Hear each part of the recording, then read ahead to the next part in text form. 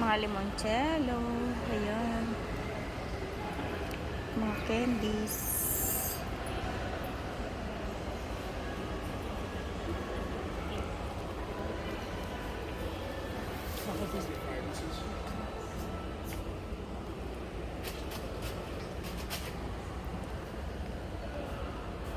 €5. Stargot Magics. Daming candies.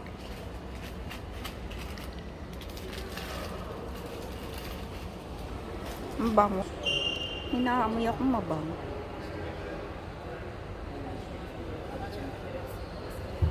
Ang bango nito. Magkano kaya yan?